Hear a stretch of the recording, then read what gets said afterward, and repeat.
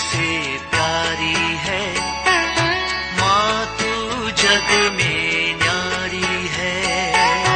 माँ तू सबसे प्यारी है, माँ तू जग में न्यारी है।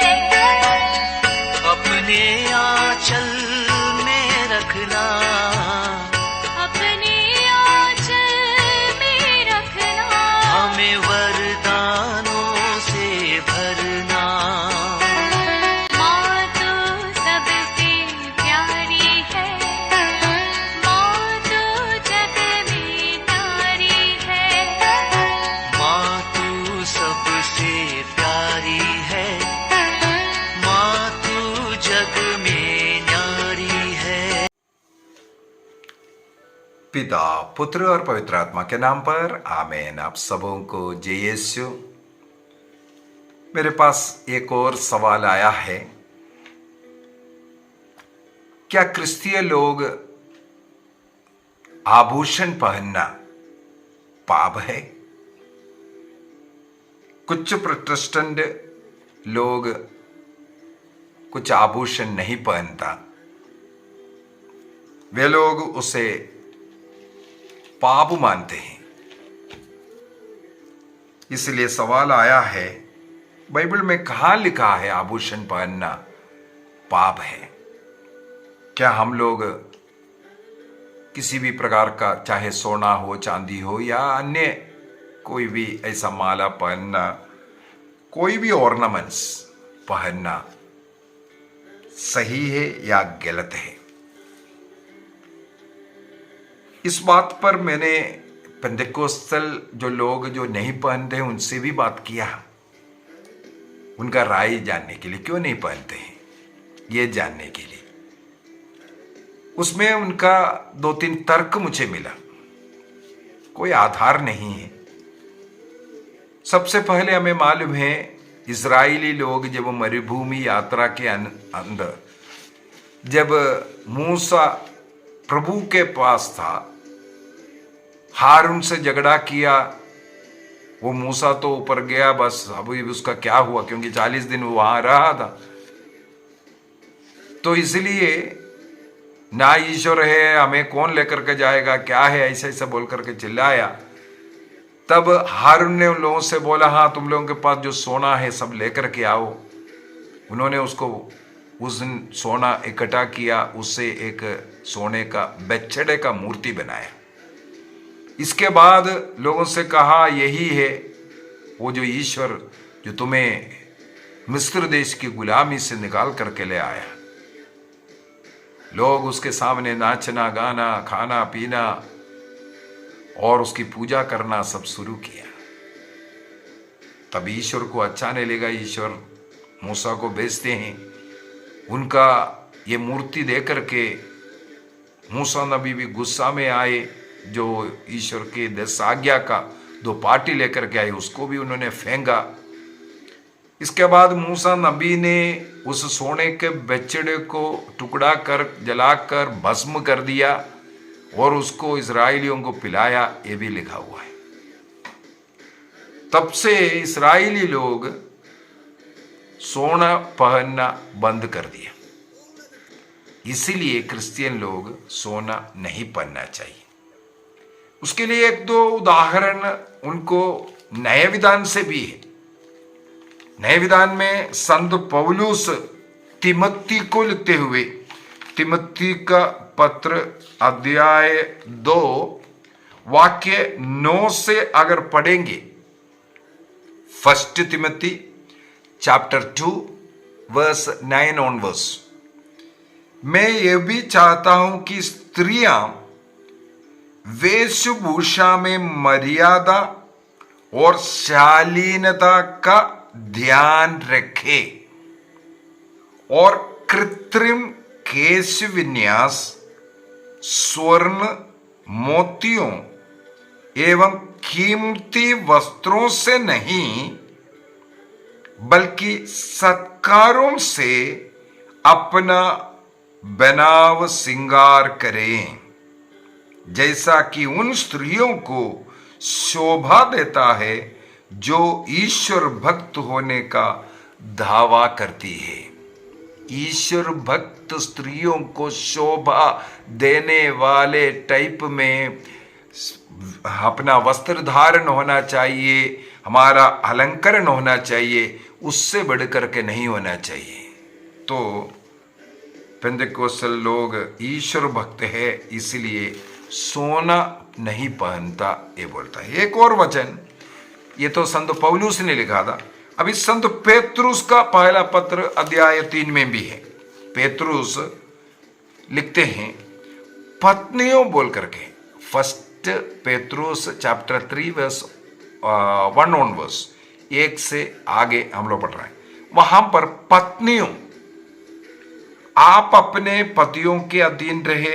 यदि उनमें कुछ व्यक्ति अब तक सुसमाचार स्वीकार नहीं करते तो वे आपका श्रद्धापूर्ण तथा पवित्र जीवन देखकर, शब्दों के कारण नहीं, लड़ाई झगड़ा कर करके नहीं, बल्कि आपका पवित्र जीवन देखकर अपनी पत्नियों के आचरण के कारण विश्वास की ओर आकर्षित हो जाए। इसका मतलब पत्नियों का जीवन पतियों को ईश्वर की ओर आकर्षित होने वाले समान होना जरूरी है। इसके बाद लिखा है वाक्य 3, आप लोगों का श्रृंगार बाहरी केश प्रसादन, स्वर्ण आभूषण तथा सुंदर वस्त्र नहीं हो, वह हृदय के अभ्यंतर का विनम्र तथा शांत स्वभाव का अनश्वर अलंकरण हो, जो ईश्वर की दृष्टि में महत्व रखता है। यहां पर भी संत पौलुस के समान पेत्रुस भी लिखा है, आपका जो बाहरी श्रृंगार के कारण पति ईश्वर की ओर आकर्षित नहीं होना, बल्कि आपका शांत स्वभाव, अच्छा एक क्रिस्तीय व्यक्ति के अनुसार आपका अलंकरण, आपका स्वभाव, आपका पति जो ईश्वर भक्त नहीं है उनको प्रभु की ओर लेकर के आना चाहिए। मैं अभी याकूब का पत्र का अध्याय 2 का, याकूब का पत्र अध्याय 2, जेम्स चैप्टर 2 वाक्य 2 को पढ़ते हैं। मान ले कि आप लोगों की सभा में सोने की अंगूठी और कीमती वस्त्र पहने कोई व्यक्ति प्रवेश करता है और साथ ही फटे पुराने कपड़े पहने कोई कंगाल। यदि आप कीमती वस्त्र पहनने वाले व्यक्ति का विशेष ध्यान रखकर उससे कहें, आप यहां इस आसन पर विराजिए, और कंगाल से कहें, तुम वहां खड़े रहो या मेरे पावदान के पास बैठ जाओ, तो क्या आपने अपने मन में भेदभाव नहीं आने दिया और गलत विचार के अनुसार निर्णय नहीं किया? तो भाई ने यही कहा। तो बाइबल के अंदर सोना, आभूषण, वेशभूषा ये नहीं, बल्कि हमारा जो अच्छा वस्त्र धारण और विनम्रता के द्वारा लोगों को आकर्षित करना चाहिए, पहला। और दूसरी बात उन्होंने कहा, हमारे प्रोटेस्टेंट चर्च में चाहे कंगाल हो चाहे अमीर हो, जैसे इधर याकूब ने लिखा है, सबको बराबर ही दिखना चाहिए, सबको बराबर, कोई ऊंचा नहीं कोई नीचा नहीं। इसलिए स्वर्ण पहन करके नहीं है, क्योंकि गरीब लोग स्वर्ण नहीं पहन सकता, इसलिए अमीर लोग भी पहन करके मत आओ, इसलिए स्वर्ण छोड़ा है। तो मुख्यतः 3 बातें मैंने यहां कहा, एक पुराना विधान का उदाहरण, और नए विधान में पौलुस और पेत्रुस ने क्या कहा, इसके बाद तीसरा जो कलीसिया में समत्व बनाए रखने के लिए याकूब ने जो बातें बोला, इन तीनों जगहों पर सोना या आभूषण नहीं पहनना ये नहीं लिखा है। सबसे पहली बात, ये नहीं लिखा है बाइबल के अंदर। ये 3 भाग नहीं, कहीं भी नहीं लिखा है बाइबल के अंदर सोना या आभूषण पहनना मना है करके। लेकिन बाइबल के अंदर अनेकों जगहों पर लिखा है आभूषण पहना हुआ या आभूषण को पहनाता हुआ। ये सब हम लोगों को बाइबल के अंदर मिलता है। जो नवीन यरूशलेम में, जो स्वर्ग राज्य में, जो प्रभु का जो दुल्हा बन करके जो कलीसिया सुसज्जित है, वो जैसे विवाह के लिए दुल्हन जो सुसज्जित होता है, उसी प्रकार उन्हीं श्रृंगार के साथ बता रहा है। इसका ये मतलब नहीं है सोना पहन करके जा रहा है। वहां पर एक कंपेयर कर रहा है जिस प्रकार दुल्हन अपने को श्रृंगार करते हैं। दुल्हन ऑर्नामेंट्स पहने बगैर अपने को तैयार नहीं करते हैं। इसको अगर देखना है, सुलेमान का सर्वश्रेष्ठ गीत को अध्याय 1 से पढ़ लीजिए, किस प्रकार वधु और वर के विषय में उसके अंदर लिखा हुआ है। और अनेकों जगह है। उत्पत्ति ग्रंथ अध्याय 24 के अंदर हमें मालूम है अब्राहम ने अपना एक नौकर को उनके बेटा इसहाक के लिए एक वधु लड़की लेकर के आने के लिए उनके कुटुंब में उनके जगह पर भेजा। वहां जाकर के रेबेका से मिलने के समय पर अब्राहम का नौकर जो ऑर्नामेंट्स लेकर के गए थे, आभूषण लेकर के गए थे, वो सबसे पहले रेबेका को पहनाते हैं। उनके हाथों में कंगन पहनाया, नाक में नथन जो है नाक में पहनने वाला उसको पहनाया। ये सब पहनाता हुआ हम देखते हैं। इसका मतलब वो गलती नहीं है, पहना सकता है। केवल इतना ही नहीं, मुझे बाइबल के अंदर अनेकों जगहों पर ईश्वर के उन वचनों को मिला है सोना जो पहनने के विषय में। ईश्वर की ओर से ये जो मिला है ये पहनने के विषय। यसेकिएल का ग्रंथ उसके अध्याय 16 वाक्य 8 से पढ़ करके जाना 15 तक, 11 to 13 वहां पर आभूषण के विषय में ही लिखा हुआ है। और सुलेमान का सर्वश्रेष्ठ गीत के अंदर मेरे ख्याल में मैक्सिमम चैप्टर्स में विशेषकर अध्याय 1 वाक्य 10 और 11 को देख सकते हैं। नबी इसहाक का ग्रंथ अध्याय 61 वाक्य 10 में, इसहाक का ग्रंथ के अंदर भी इसी प्रकार अनेकों जगहों पर हमें मिलेगा। अध्याय 49 वाक्य 8 में भी हो, ऐसा कई जगह पर। इसके बाद स्तोत्र ग्रंथ के अंदर पहनने के विषय में 45 का वाक्य 13-14, ऐसे ऐसे अनेकों जगहों पर मिलता है। और ईसा मसीह ने जो प्रोडिगल सन का उड़ाव पुत्र का दृष्टांत बताया। जब उड़ाव पुत्र लौट करके पिता के घर आए, इसका मतलब स्वर्ग राज्य में आ रहा है। उड़ाव पुत्र को अपने पिता ने कैसे स्वागत किया?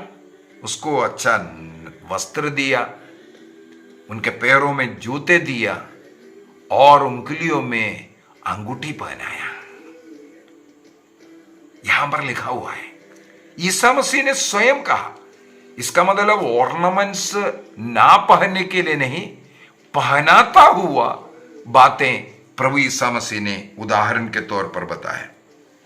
और उसी प्रकार यदि हम लोग प्रकाशना ग्रंथ को पढ़ेंगे, प्रकाशना ग्रंथ बुक ऑफ रेवलेशन अध्याय 1 वाक्य 13 में, अध्याय 14 वाक्य 14 में ईसा मसीह के विषय में लिखा हुआ है।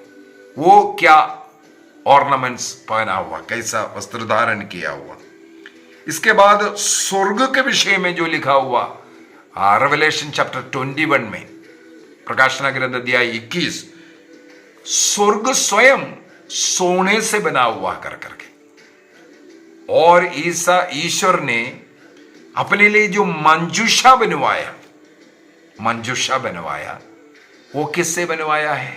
पूरा बॉक्स मंजूषा, और वहां करूब बनाया, सब सोने का बनाया हुआ था। क्या ईश्वर सोने का विरोध करता है? नहीं है। सोना पहनना बाइबल के अंदर कहीं भी पाप नहीं है। क्या चीज पाप है, इसको भी समझने की जरूरत है। सबसे पहले हमारा वस्त्र धारण हमेशा शालीन वस्त्र धारण होना चाहिए। किसी को दिखा करके, किसी का आकर्षण के लिए यदि कोई भी वस्त्र, चाहे सोना पहन रहा है, चाहे वस्त्र पहन रहा है, कुछ भी पहन रहा है, दूसरे लोग मेरी ओर आकर्षित हो जाएं, इसके लिए जो पहनने वाला वस्त्र हो या आभूषण हो, यह पाप है। हमें शोभा देने के लिए, अच्छा दिखने के लिए, सुंदर बनाने के लिए अच्छा वस्त्र पहनना और नग्नता को ढक कर रखना, और शालीनता के लिए शालीन वस्त्र पहन करके हमारा चाल चलन, हमारा व्यवहार, ये सब होना जरूरी है। यदि हमारा वस्त्र धारण नग्नता का प्रदर्शन करने के लिए है, या उसके द्वारा हम दूसरों का आकर्षण चाहता है, तो उसके द्वारा वो पाप है। ये वेश्याओं का, वेश्यावृत्ति करने वालों का जो काम है, अन्य लोगों को अपनी ओर आकर्षित करने का और शरीर की नग्नता दिखा करके लोगों को अपनी ओर आकर्षित करना, पाप करना, वो उन लोगों का कमाने का एक तरीका है। उसी प्रकार का वस्त्र धारण ईश्वर भक्त लोगों के लिए अच्छे नहीं है, ये बाइबल हमें सिखाते हैं। सोना पहनना या किसी और अन्य आभूषण पहनना पाप है, ये कहीं भी नहीं लिखा। बल्कि मैं बोलूंगा, आप अपने को सुंदर बना के रखिए हमेशा, क्योंकि ईश्वर की सृष्टि सुंदर है। ईश्वर ने हमें सुंदर बनाया, हमेशा सुंदर बनाए रहिए। लेकिन वो शालीन वस्त्र धारण होना चाहिए, शालीन पहनावा। कोई भी आभूषण पहन रहे हो, शालीनता में होना चाहिए। जैसे केरल वगैरह में हम लोगों को देखने के लिए मिलता है, जो विवाह के लिए जाने वाला दुल्हन ऐसा लगता है जो सोने का एक फैक्ट्री लेकर के घूम रहा है। वो एक दुकान पूरा अब उस लड़की के शरीर में टांग करके रह करके जा रहा है। ये सब थोड़ा अधिक है, ओवर नहीं होना चाहिए। दुल्हन को सजना है, दुल्हन के रूप में सजना चाहिए। अब मैं कुछ और तर्क यहां लेकर के आना चाहूंगा। जैसे इन प्रोटेस्टेंट भाइयों ने जो कहते हैं, बोल रहे हैं हमारा समान दृष्टिकोण रहने के लिए और सबों को एक समान रहने के लिए हमारे सभा में हम लोग सोना नहीं पहनता है करके। मुझे ऐसे लोग मालूम है, अनेकों के घर में सोना रखता है, और सोना केवल गोल्ड नहीं, धन इकट्ठा करने वाले, चाहे जमीन हो, अन्य चीजें हैं, क्यों नहीं वो चीजें गरीबों में, आपके चर्च में आने वाले उन गरीबों को बांटते हैं। दूसरी बात, गरीबों को बराबरी चाहिए। एक गरीब तो जो आपके चर्च में आ रहा, हो सकता है उसके पास एक साइकिल भी नहीं होगा। कितने लोग हैं महंगे महंगे गाड़ियां में आ रहा है, कितने लोगों के पास महंगे महंगे मोबाइल है, वॉचेस है। आप अन्य लोगों के समान 1000 रुपया का एक मोबाइल क्यों नहीं रखे? गरीब तो उतना ही रखा ना। तो ये समत्व लाने के लिए, बराबरी लाने के लिए है, ये इन लोग जो सिखा रहा है, ये झूठी शिक्षा है, ये झूठी शिक्षा है। हमें मालूम है, अभी हाल ही में नहीं, कुछ समय पहले की बात है, कहीं एक प्रोटेस्टेंट सिंगर, प्रोटेस्टेंट कलीसिया में जो आराधना करवाते हैं गीत गा करके, उनके विषय में किसी जगह पर उनको निमंत्रण दिया था। और हमारे कैथोलिक के लोग भी उसके अंदर था। सब लोग, सब चर्चेस मिलकर के ऐसे जो बड़े बड़े दिग्गजों को बुलाया। उनमें से किसी भाई बॉम्बे से बुलाया गया था। उनका एक शर्त, 1 घंटा यदि स्टेज में रहेगा 1 लाख रुपया उनका फीस है। यदि 1 घंटे से 1 मिनट भी आगे बढ़ा 1 लाख और लगेगा। 1 घंटे के अंदर अंदर, इसका मतलब उनको स्टेज से हटाना चाहिए। यदि 1 मिनट और आ गया, अगला 1 लाख का काम है। इसी प्रकार उन्होंने 1 घंटे के अंदर कहते हैं 2-3 गाना तो गाया, बस अधिकतर बातें किया और करते करते 1 घंटे से थोड़ा सा ऊपर और हो गया। फिर थोड़ा सा और गाना गाया तो 2 घंटे में वो काउंट हुआ 2 लाख रुपया उनको फीस हमारे एक कैथोलिक पुरोहितों के हाथ से ही उनको दिया गया करके वो पुरोहित ने कहा। कहां समानता है? हमें मालूम है ऐसे अनेकों पास्टर जो वचन सुनाने के लिए आते हैं। उस एरिया का 5 स्टार होटल सब बुक होता है। उन लोगों का हाई फाई लाइफ देख लीजिए। मैं केवल उनको नहीं बोल रहा है, सॉरी, हमारे में भी है। हम अपने को ये बोल रहा है, हम समानता लेके आ रहा है और अपना स्वयं का जीवन इस प्रकार है। सोना छोड़ने से समानता कहां आया? सोना छोड़ने से आप आपके कलीसिया में समानता कैसे लेके आए? आपके कलीसिया का गरीब को आप थोड़ा देना शुरू कीजिए। और सोना छोड़ करके 50,000 का मोबाइल हाथ में रखा है, इसका क्या अर्थ है? सोना छोड़ने से क्या फायदा हुआ? सोना बाइबल के अंदर तो कहीं पाप नहीं है। हम शालीनता को छोड़ना, बुरे उदाहरण लोगों के बीच में देना, यह पाप है। चाहे गायक हो, चाहे सुसमाचार प्रचारक हो, चाहे फादर हो, सिस्टर हो, पास्टर हो, कोई भी होने दो, मैं क्यों ना हो, मेरा जीवन उदाहरण होना चाहिए। जीवन में शालीनता, वस्त्र धारण, अन्य हर चीज में हमें शालीनता, एक ईश्वर भक्ति, ईसा मसीह का सेवक मानना चाहिए, मसीह से बढ़कर के नहीं। तो हमारे जीवन में ये लेके आना, ये सब बोलना, बाइबल में यहाँ लिखा वहाँ लिखा, कहीं भी सोना के विषय में या उसको पहनने के विरुद्ध में जो लिखा वो ऐसा ऐसा बोलना ये गलत है।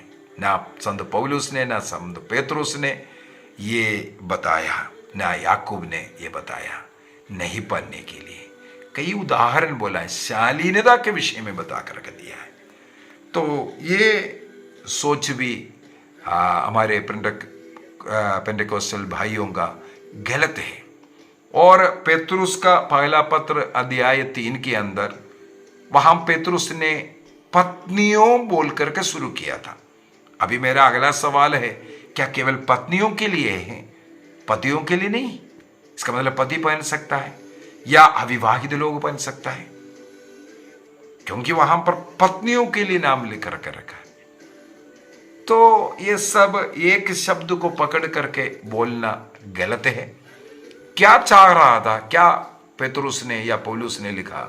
यह है हमारे विनम्रता का, उस ईसा मसीह का वो विनम्रता। ईसा मसीह ने इसलिए कहा तुम मुझसे सीखो, मेरा स्वभाव कितना विनम्र है।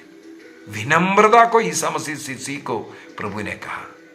मैं तुम्हारे सामने एक उदाहरण प्रस्तुत किया। कब बोला ईसा मसीह ने? जब अपने शिष्य लोगों का पैर धोने के बाद, तब बोला है ईसा मसीह ने उदाहरण। ईसा मसीह का वो उदाहरण विनम्रता का, उनके ऊपर अत्याचार करने वालों को क्षमा करना, प्यार करना, सबों को साथ मेल मिलाप, दयालु ईश्वर, उसका उदाहरण हमें अपनाने की जरूरत है।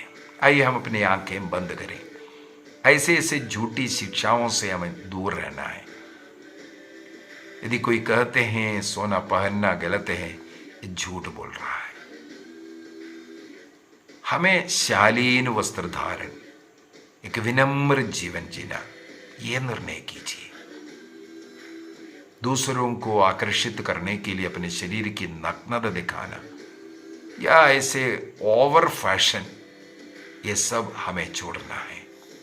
ये सब निर्णय कीजिए। अपने जीवन की शालीनता प्रभु को पसंद है। निर्णय कीजिए ऐसे एक जीवन जीने के लिए। परिवार को समर्पित कीजिए, अपने बच्चों को समर्पित कीजिए, आज के युवा पीढ़ियों को समर्पित कीजिए।